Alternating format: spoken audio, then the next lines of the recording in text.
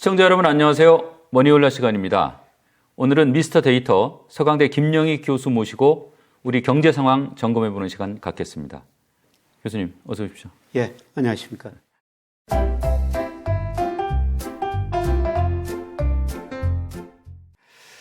이 주가 판단할 때 중요하게 보시는 몇 가지 경제지표 상황부터 좀 알아보고 싶은데요. 요즘 아마 좋지는 않을 걸로 보이는데 우리나라 일평균 수출액 어떻게 나오고 있습니까? 예, 일평균 수출 금액이 우리 코스피하고 상관계수가 0.86으로 가장 높습니다. 예. 근데 많이 안 좋죠. 3월에 그 일평균 수출 금액이 23억 달러였어요. 예. 예, 작년 3월에 비해서 무려 그 17%나 감소했습니다. 예, 그리고 방금 전에 그 관세청에서 또 10일 단위로 발표했는데요. 1일에서 10일까지 보니까 20억 달러로. 줄었네요. 예, 작년보다 더 줄어들고 있습니다. 예, 그럼에도 불구하고 주가가 오르는 거는요. 뭐 수출이 줄어들지만은 주가가 많이 떨어져가지고 주가가 일평균 수출 금액에서 거의 고평가 영역은 아닙니다. 약간 저 고평가됐는데요. 근데 제가 2021년 뭐 6월 무렵에는 코스피가 일평균 수출 금액에서 한 36% 정도 가대평가됐습니다. 네. 네, 그래서 주가가 뭐 하락할 가능성이 높다 이런 말씀을 드렸는데 지금 수출은 굉장히 안 좋은데도요. 네, 주가가 그때보다 훨씬 낮은 수준이기 때문에 뭐 크게 주가가 고평가 영역에 있는 건 아닌 것 같습니다. 예. 예. 지금 OECD 경기 선행 지수도 좀 중요하게 보시잖아요. 예, 이건 그렇습니다. 어떻게 나오고 있습니까? 그래서 OECD에서 OECD 전체뿐만 아니라 우리나라 선행지수도 발표하는데요. 예. 이게 그 사실 주식시장에서 뭐 이거 하나만 봐도 괜찮을 정도다. 예, 그만큼 우리 주가하고 같은 방향으로 움직이거든요. 예, 예. 근데 OECD 선행지수가 2021년 5월에 정점을 쳤어요. 예, 그때 그 지수로는 102.8이었는데요. 네. 올 3월까지 발표가 됐는데 최근에 발표됐는데 98.1로 2022년 5월부터 올 3월까지 계속 떨어지고 있습니다. 그래서 우리 주가도 거의 같은 방향으로 움직였고요. 근데 이게 언제 저점을 칠 것인가 이게 이제 남은 문제거든요. 조금 지나봐야 아는 거죠. 그건? 예, 지나봐야 아는데요. 예, 제가 가지고 있는 여러 가지 모델로 뭐 전망해 보니까 우리나라가 통계청에서 발표하는 선행지수 순환 변동치나 OECD 선행지수의 저점이 뭐 3, 4월경에 나타날 가능성이 상당히 저는 높다고 보고 있습니다. 그래서 이거는 뭐 5월 말 6월 가야지 알 수가 있는데요. 일단 저점에 근접하고 있다 이렇게 보고 있습니다. 교수님, 예. 또 금융시장 판단하실 때 일평균 수출액하고 OECD 선행지수 말고 또 중요하게 뭐 보시는 지표 없으십니까? 아주 장기적으로는 우리 명목 GDP하고 주가하고 관계를 분석합니다. 예.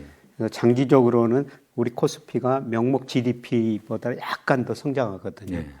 예, 그런데 작년 경우로 보니까 명목 GDP에 비해서 코스피가 많이 떨어져가지고 한 24% 저평가됐고요. 올해도 명목 GDP 한 3% 성장한다고 가정하면요. 뭐 실질 GDP 1%, 물가 2% 가정하면은 적정 코스피가 한 2,965 정도 나와요. 예. 그러니까 아직도 코스피가 명목 GDP에 비해서는 저평가됐다 이렇게 볼 수가 있고요.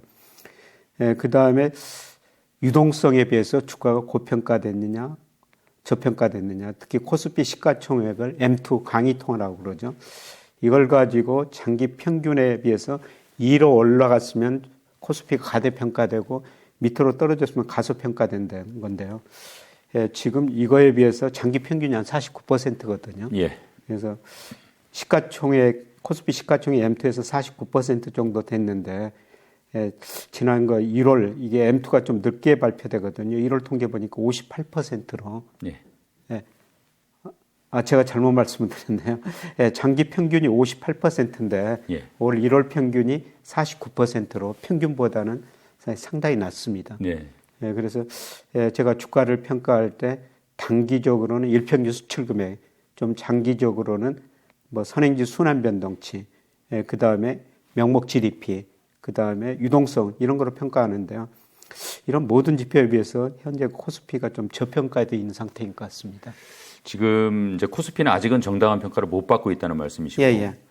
코스닥은 올해 정말 많이 올랐는데 예. 코스닥 상황은 어떻습니까? 예, 코스닥이 올해 세계에서 제일 많이 오르고 있죠. 예.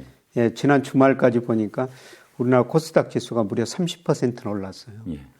예, MSCI 기준 보니까요, 뭐 세계 주가가 6.8%, 선진국 7.2%, 신흥국 주가는 3.2%밖에 안 올랐거든요.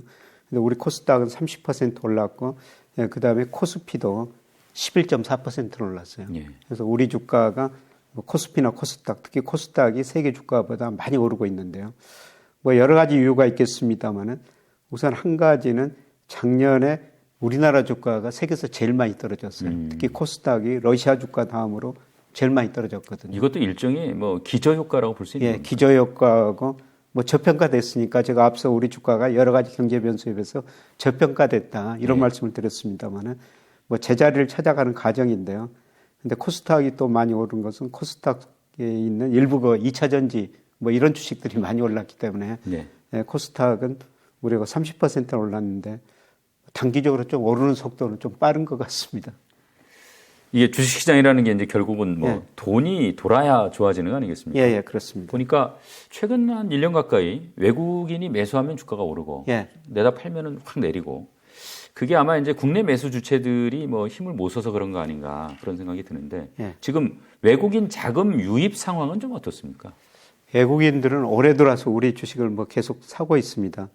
그래서 3월까지 약 7조 원 샀고요. 예. 예, 그런데 1월에 많이 샀어요. 1월에 한 6조 4천억 사버렸습니다.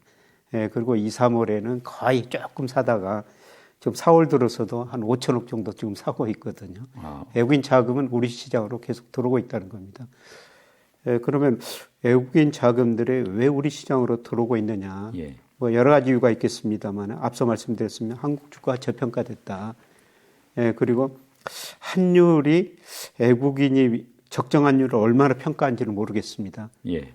예, 지난 2월에 환율이 1220원까지 떨어졌다가 지금 1320원까지 올랐습니다만 제가 보기에 우리 경제력의 여러 가지 경제 변수를 평가하면은 적정 환율이 한 1150원 정도 나오거든요. 지금 1,300원이 좀 넘지 않습니까? 예, 그렇습니다. 그래서 앞으로 좀 환율이 떨어질 것이다. 이렇게 외국인들 좀 기대하는 외국인들이 있는 것 같고요. 예, 보다 중요한 거는 작년 11월 이후로 보면은 외국인 주식 투자 자금, 세계 주식 투자 자금이 미국으로는 안 들어가고 있어요. 아시아 그게, 쪽으로 많이 오는 그렇죠. 중국, 뭐 우리나라, 대만 이쪽으로 계속 들어오고 있거든요. 이런 돈들이 우리 주식을 사면서 올해 우리 주가 상승에 상당히 크게 기여하고 있는 것 같습니다. 외국인은 그러면 이제 올해 정도 단위를 놓고 보면 예. 꾸준히 좀 들어올 것 같습니까? 어떻습니까? 예, 저는 뭐 주가가 3분기에는 미국 쪽에서 충격이 가지고 좀 조정을 보이리라 보고 있습니다. 예. 아마 미국 주가가 한 3분기에는 10%가량 떨어지리라 보고 있는데요. 예, 그러면 주식형 펀드로 자금이 안 들어오면서 외국인이 팔 수가 있을 텐데, 예, 그런데 뭐 연간 전체적으로 보면은 꾸준히 들어오는 추세라고 보고 있습니다. 그래서 외국인과 자금 유입 보니까 가장 중요한 게 달러 지수거든요. 네. 그래서 달러 지수가 작년 10월에 114까지 갔다가 선진국 통화에 대해서 달러 지수입니다. 네. 최근 102 안팎까지 떨어졌는데요.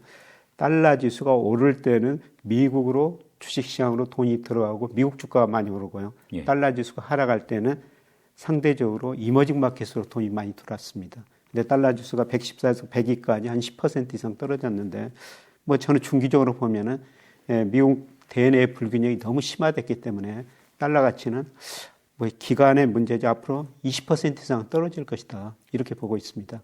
이런 의미에서 달러 지수가 하락하고 이머징 마켓으로 돈이 들어오고 그 돈의 일부가 우리 주식시장으로도 뭐 올해 내년 꾸준히 들어오리라고 보고 있습니다. 예. 자, 미국 경제 여건 좀 살펴보겠습니다. 지금 실리콘밸리 은행 파산 이후에 이제 미국 은행권 사정 좀 궁금합니다. 별로 이렇게 좋지는 않다고 들었는데요. 예, 뭐 중소형 은행에서는 계속 돈이 빠져나가는데요. 대형 은행에서는 돈이 계속 들어오고 있습니다. 아, 그래요? 그래서 차별화가 좀 심화되고 있는데요. 예, 그런데 요새 그 리스크가 조금 올라가다 보니까 지난 2주 동안 미국의 그 가계 대출, 기업 대출, 은행 대출이 약 3천억 달러 감소했습니다. 꼼꼼하게 심사를 하니까 그런 거죠. 그렇죠.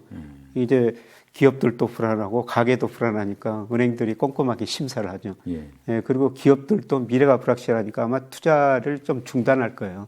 가계도 지금 이런 일이 벌어지니까 과거처럼 소비할 수 없고 그래서 가계 대출 수요도 줄어들면서 지난 2주 동안 3천억 달러 줄어들었다는데 그 규모가 2주 동안 줄어든 규모로 보면은 최근에서 볼 수 없는 규모라는 겁니다. 상당히 크네요. 예.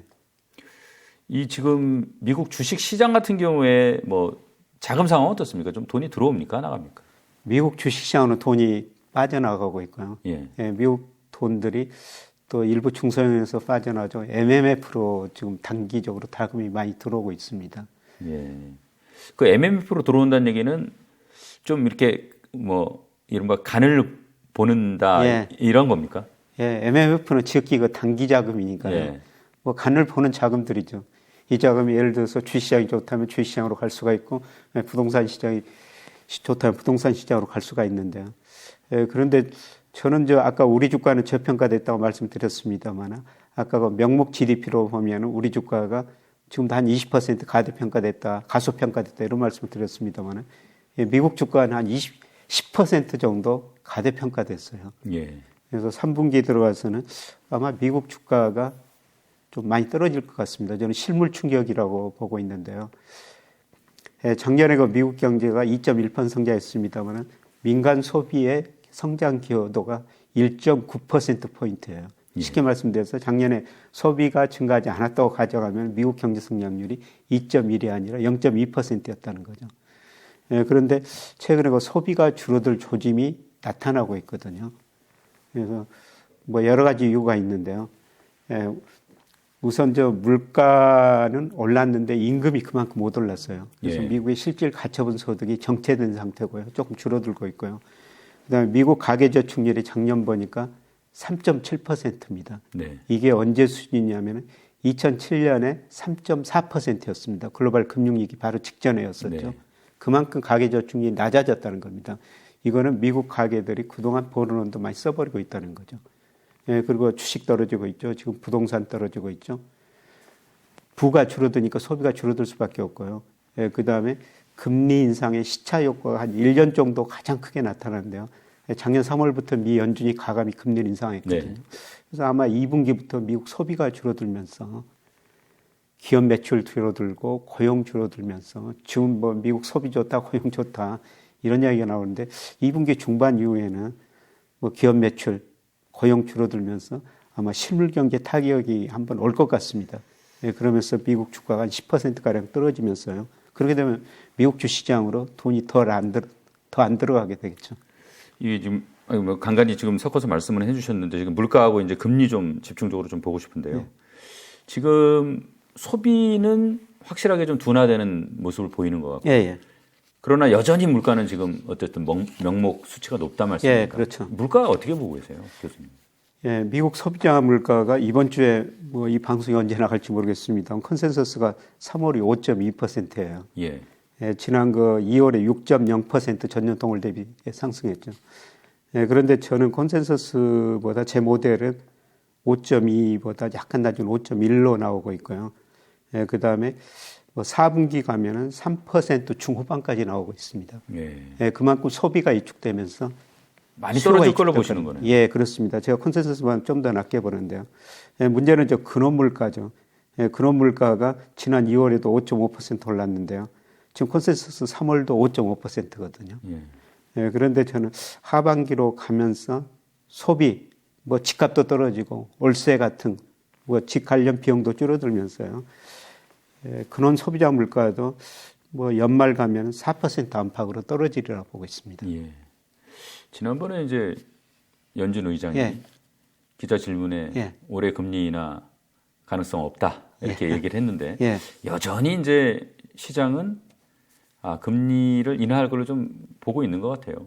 또 이게 소비가 이제 아무래도 급격하게 둔화가 되니까 예. 가능성이 없는 것도 아니지 않나 싶긴 한데 교수님 올해 뭐 미국 금리 인하 가능성에 대해서는 어떻게 보고 계십니까? 저는 뭐 작년 말부터 올 4분기 되면 미국이 금리를 인하할 것이다. 예, 그런 주장을 계속 해오고 있습니다만은 예, 제가 그렇게 보는 거는요. 올해 블룸버그 컨센서스 보니까 미국 경제가 1% 정도 성장한다는 겁니다. 저는 그 이하로 마이너스까지 갈 수도 있다고 보고 있는데요. 그렇게 되면은 실제 GDP가 잠재 GDP보다 2% 이상 밑으로 떨어지거든요. 예. 디플레 압력이 존재한다는 거죠. 그럼 물가 상승은 낮아질 수밖에 없고 이런 식으로 제가 뭐 잠재 GDP하고 실제 GDP 차이, 그 다음에 목표 물가하고 실제 물가 상승 차이 이런 걸 고려해 가지고 뭐 테일러 준칙이라고 있거든요. 적정금리를 계산하는 하나 방식인데 이거로 계산하면 미국의 적정금리가 4분기 가면 3% 중반이 나와요. 그래서 저는 4분기 가면은 금리를 낮출 수가 있다. 이렇게 지금 보고 있습니다. 그럼 4분기에 만약에 금리를 낮추면요. 예. 주식 시장은 어떻게 그럴 것입니까? 주가를 결정하는 게 이제 금리하고 기업 이익 증가율이거든요. 예. 금리가 떨어지면 주가가 올라가죠.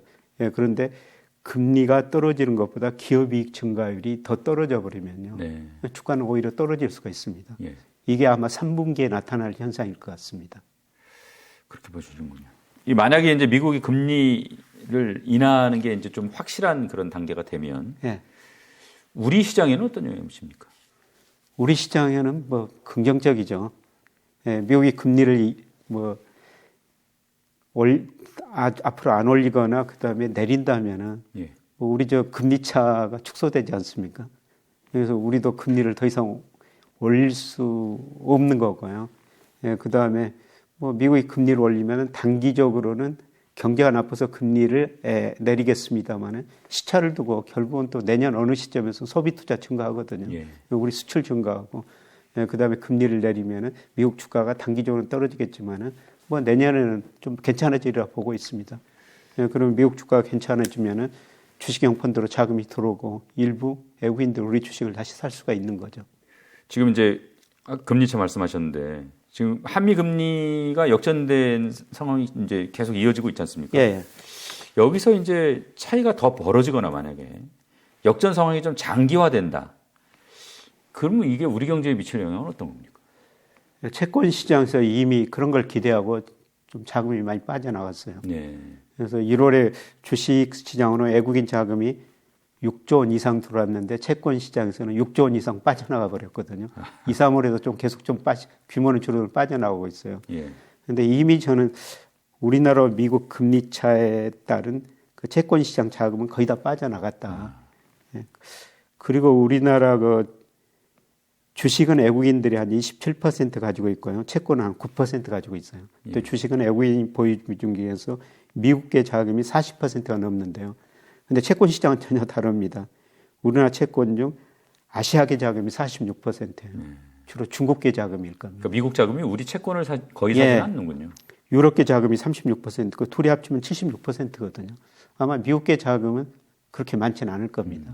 그래서 미국 금리가 우리 금리보다 더 높더라도 뭐 자금은 앞으로 많이 유출될 가능성은 거의 제가 보기에는 없는 것 같습니다. 지금 아까 이제 미국 시장 MMF로 돈이 좀 몰리고 있다 이렇게 말씀하셨는데 국내 증시 자금 상황은 좀 어떻습니까? 예, 최근에 뭐 거의 정체 상태라고 보시면 될 것 같습니다. 예. 우선 그 증시 자금이라는 게 고객예탁금이라고 볼 수가 있는데 고객예탁금이 직접 주식을 살 수 있는 돈이죠.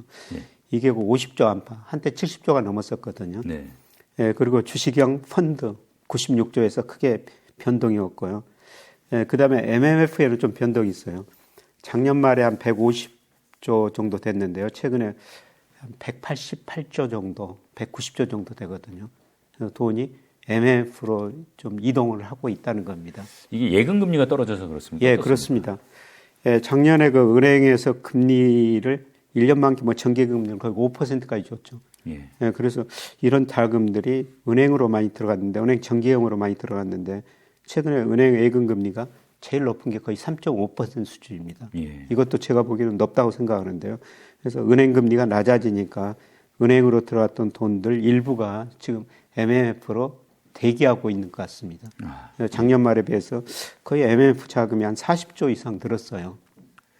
그럼 이런 소위 말해서 이제 증시 주변 자금이라고 할까요? 이런 이 MMF나 이런 돈이 결국은 실제 주식 매수로 이어지려면 뭐 어떤 조건이 충족돼야 됩니까? 예, 우선 은행 금리가 더 떨어져야 되겠죠. 은행 금리가 지금 5%, 3.5% 떨어졌다고 말씀드렸습니다만은, 예, 저는 뭐 시간의 문제 조만간 2%대로 접어들으라고 보고 있습니다. 예, 그렇게 되면은 아마 은행 예금으로 돈이 덜 들어가고 주식형으로 들어가고요. 예, 그 다음에 더 중요한 거는 경기 회복이죠. 그래서 지금 경기가 굉장히 나쁜데요. 예, 그런데 현재 경기는 나쁘지만은 제가 앞 시간에 그 선행지 순환 변동치가 올 뭐 3월 전후에 저점일 수 있다 이런 말씀을 드렸습니다만은 선행지수가 증가하면은 현재 경기는 나쁘지만은 내년 어느 시점에서 경기는 좋아질 것이다. 예. 그래서 선행지수가 오르면은 이런 자금들이 뭐 MF에 머물 자금들이 주식형 시장, 뭐 펀드 직간접으로 좀 들어오리라 보고 있습니다. 이제 이런 전망인데 교수님 방송에서 좀 말씀하시는 거 보니까 지금 주식 비중은 조금 낮추고 있다. 이렇게 좀 말씀을 하시던데 이유 좀 알 수 있습니까? 예, 제가 올 한 해 그 주식 전망을 하면서 뭐 4, 5월까지는 오른다 괜찮다. 예. 예, 그리고 6월에서 한 8월, 뭐 9월 이 정도까지는 좀 저정 국면이다. 예.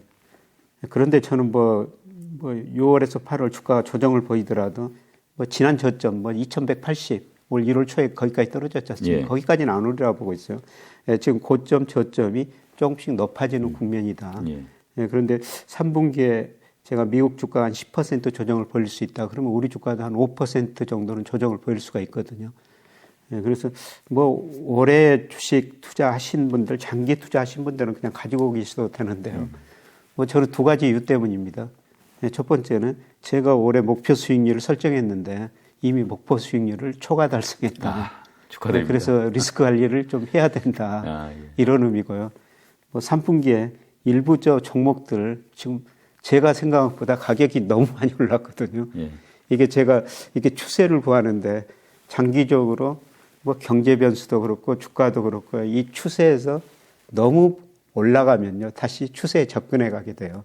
예를 들어 코스피 같은 것도 지난 거 3월 보니까 제가 구한 추세 한 7% 정도 위로 벗어났거든요. 예. 그런데 지금 저는 뭐 2,600까지도 주가가 갈 수 있다 그러면은 제가 계산한 추세에 비해서 실제 주가 한 10% 위로 벗어납니다. 네. 그러면 주가가 조정을 보이게 되거든요. 그래서 주가 뭐 조정이 올지 안 올지 모르겠습니다만은 저는 제가 보는 코스피나 일부 종목이 추세 위로 지나치게 벗어났기 때문에 결국은 추세로 접근해가는 과정이 뭐 6월 이후로 나타날 것이다. 그래서 뭐 주식 비중 줄였다가 뭐 다시 살려고 지금 뭐 그런 식으로 대기하고 있습니다. 그러니까 이제 이 시청자분들이 예. 교수님이 정확하게 왜 주식 비중을 조정하는지에 대해서 좀 이해할 필요가 있을 것 같아서요. 예. 그냥 기계적으로 생각하기가 쉽거든요. 예. 그러니까 하여간 좀 참고를 하시기 바랍니다. 교수님이 이미 목표 수익률 달성했습니다.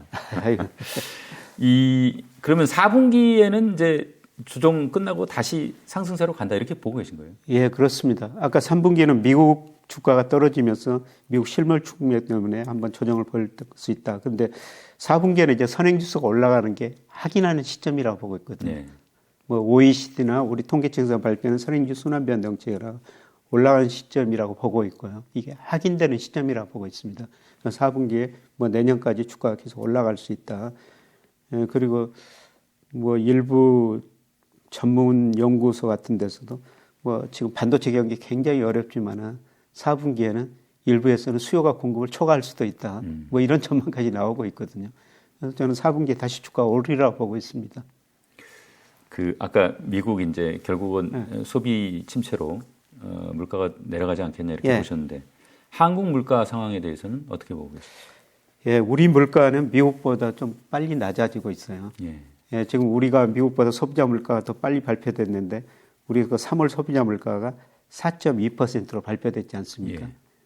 예, 그런데 한국은행국 총재는 뭐 12월 연말에 가면 한 3% 초반까지 떨어진다고 예상하고 있는데요.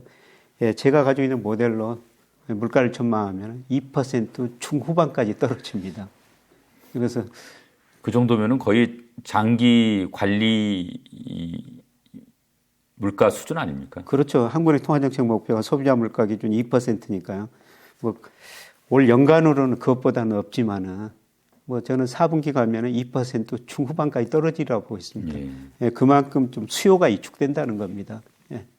그래서 저는 물가에 대해서는 뭐 앞으로가 전문가들이 예상한 것보다 갈수록 더 낮게 나오리라고 보고 있습니다. 그렇다고 하면은 한국은행이 미국보다는 오히려 선제적으로 좀 금리 인하를 할 가능성도 있다고 보시겠네요.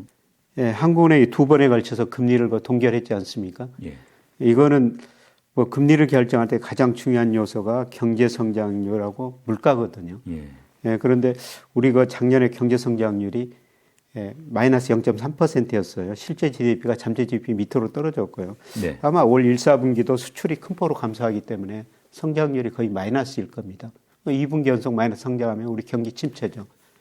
그리고 앞서 말씀드렸습니다만은 물가가 뭐 3월에 소비자 물가 4.2%였습니다만은 한국은행 총재는 연말 가면은 뭐 한 3% 초반일 것이다. 그렇게 예측하고 있는데 제 모델은 2% 중후반까지 나오고 있거든요. 그러면은 경기도 나쁘고 물가 상승률은 낮아지니까 금리를 동결할 수밖에 없고요. 이게 이제 더 낮아진다면은 금리를 인하할 수밖에 없죠. 그래서 저는 빠르면 3분기 후반, 늦어도 4분기에는 한국의 금리를 인하할 거라고 보고 있습니다. 지금 이제 물가 얘기 계속 하셨는데 지금 최근에 오펙 플러스가 이제 감산 선언했지 않습니까? 이게 특히 우리 같은 경우에는 뭐 유가가 이 물가에 미치는 영향이 워낙 크니까 이게 우리 경제에는 어떤 영향을 미칠 걸로 보세요? 유가가 오르면은 우리 경제 많이 안 좋죠. 우리가 1년에 원유를 한 10억 배럴 정도 도입하거든요. 작년에 우리 무역수지 적자가 470억 달러 이상 났는데요. 그 대부분이 중동에서 오는 거예요. 중동에서 무역 적자가 거의 960억 달러가 넘었거든요. 사우디 한 나라만 370억 달러 적자를 낸 거예요. 결국은 원유 사원값이죠. 그렇죠. 그 유가가 오르면 당장 우리 수입이 늘어나고 또 물가가 오르니까 우리 경제에 좋은 게 없는데요. 근데 오펙 플러스가 감산했습니다만은 감산 이후에 뭐 WTI 기준으로 60달러 후반대까지 갔다가 지금 WTI 기준으로 80달러 안팎에서 움직이고 있는데요. 여기서 더 이상 오르기는 힘들다고 보고 있습니다. 왜냐하면은 수요가 위축될 것이기 때문에.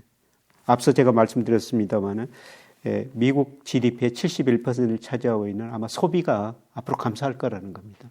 수요가 위축되면은 원유 수요도 그만큼 줄어드는 거죠. 그래서 저는 오히려 유가가 뭐 배럴당 80달러 이것보다 미국 WTI 기준으로는 더 낮아질 수 있다고 보고 있어요. 그만큼 수요가 위축된다는 거죠. 그래서 유가가 뭐 작년보다는 우리 이거 수출입에 그다음에 물가에 미치는 영향은 많이 줄어들 거라고 보고 있습니다. 뭐 약간 좀 곁가지로 좀 흐르는 질문인데요. 이게 지금 최근에 이제 이 사우디가 석유를 위안화로 결제하는 그 상황에 대해서 미국은 어떻게 대응할 걸로 교수님 보십니까? 미국은 과거에는 자기들이 원유를 사우디 같은 나라에서 많이 수입했거든요. 그런데 뭐 지금은 미국서 생산한 거를 자기들이 전부 쓸 수 있기 때문에 과거보다 사우디 중동 국가를 덜 중요하게 생각하는 것 같아요. 그래서 뭐 사우디 입장에서도 뭐 사우디 원유 수출 준 거 4분의 1이 중국으로 가지 않습니까? 그렇죠. 그래서 그거를 달러로 받기보다는 위안으로 받아버리겠다.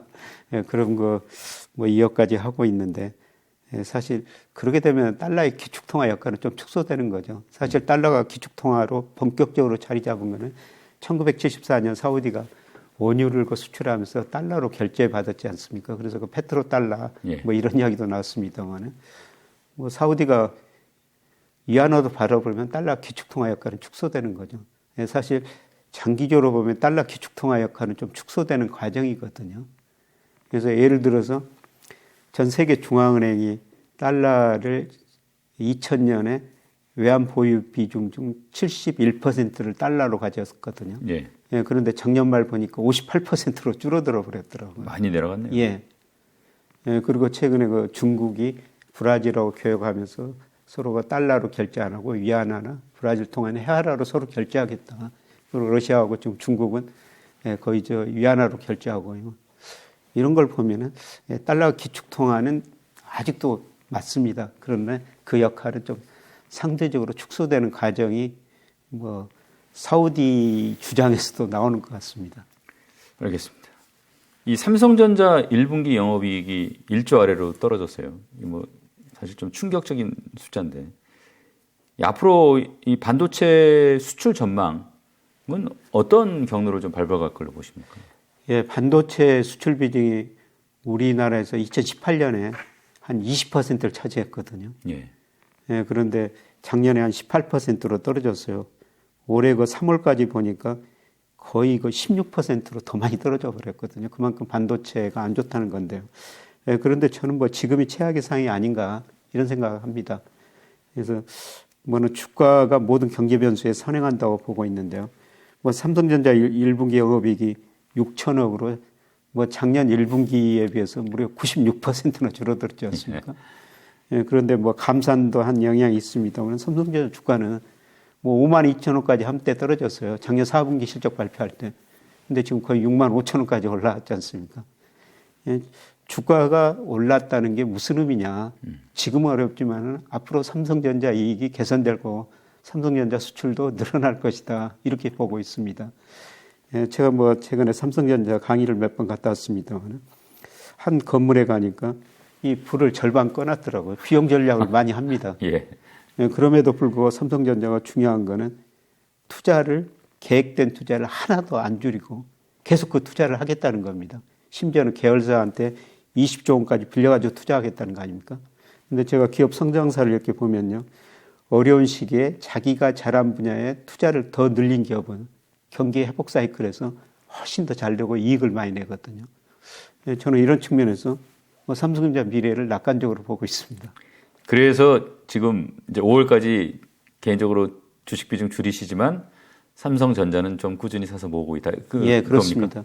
예, 제가 줄이는 거는 뭐 주로 2차 전지 그거는 뭐 장기적으로 성장 산업이 더 오를 수도 있습니다만은 사실 지나치게 많이 올랐어요. 예. 뭐 한 종목은 7배 올라버렸는데요. 7배도 더 올라버렸습니다. 단 4개월도 안 돼가지고. 예. 그래서 그렇게 지나치게 올랐죠. 근데 삼성전자는 그런 거에 비하면은 저는 뭐 저평가됐다. 물론 2차 전지도 장기적으로 성장을 할 텐데 이 성장 추세에서 단기적으로 너무나 이미 아까 제가 추세를 보고 주식 비중 늘렸다 줄였다고 말씀드렸습니다만 제가 생각하는 추세에 지금 2차 전지 비중이 가격이 너무 위로 올라가 버렸다는 거죠. 그래서 제가 줄이는 거는 추세에서 너무나 벗어난 거고요. 삼성전자 같은 거는 아직은 그런 추세는 아니라는 겁니다. 지금 이제 반도체 수출은 많이 줄었는데 네. 사실은 자동차가 뭐 그 갭을 다 메꾸지는 못하지만 네. 상당 부분 지금 메꾸고 있다. 예, 그렇습니다. 자동차는 어떻게 보세요? 앞으로?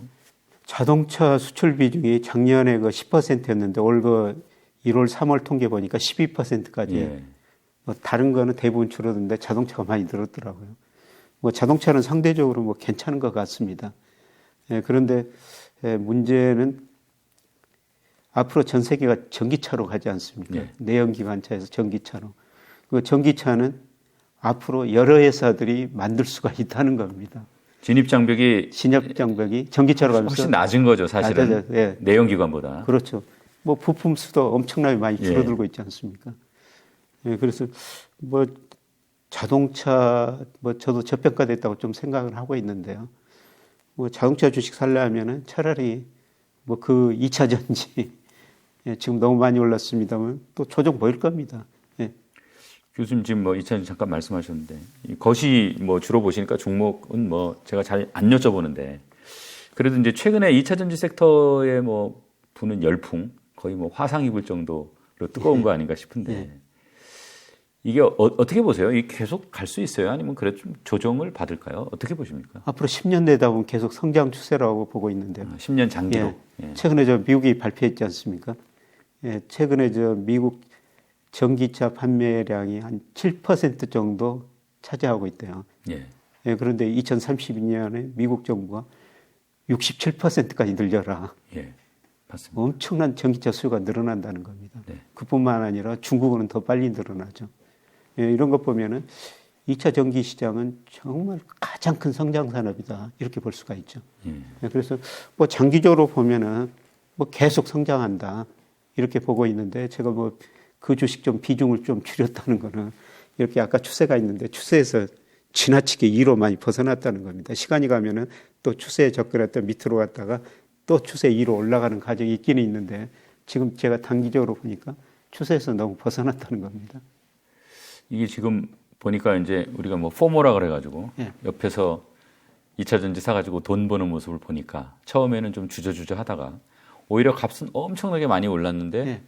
어떻게 보면 이 오른 가격을 확인하고 막 들어온단 말이에요. 이게 투자 이제 업계에 오래 계셨지 않습니까? 그런 방식의 투자가 뭐 좋은 건지 어떻습니까? 좋은 건 아닌 것 같아요. 예. 우리가 그 신문에서 뭐 태조 이방원 뭐 이런 용어들이 나오면요. 그 관련 업종들 주가가 거의 그때가 고점이었었거든요. 예. 근데 2차 전지는 기본적으로 뭐 장기적으로 성장사라니까 다를 수는 있지만은 제가 보기에는 지나치게 단기적으로는 좀 많이 오른 것 같습니다. 그래서 뭐 지금이라도 이 주식을 사야 되느냐. 뭐 10년 내다 보면은 아까 미국이 그 전기차가 67% 전기차 팔아야 된다. 미국 정부에서 이렇게 지금 요구하고 있지 않습니까? 10년 내다 보면 지금보다는 훨씬 더 높은 수준에 있을 거예요. 그런데 저는 단기적으로는 아마 3분기에 조금 더 싸게 살 기회가 올 수 있을 것이다. 이런 말씀 드리고 싶습니다. 오늘 좋은 말씀 많이 들었습니다. 고맙습니다. 네, 고맙습니다.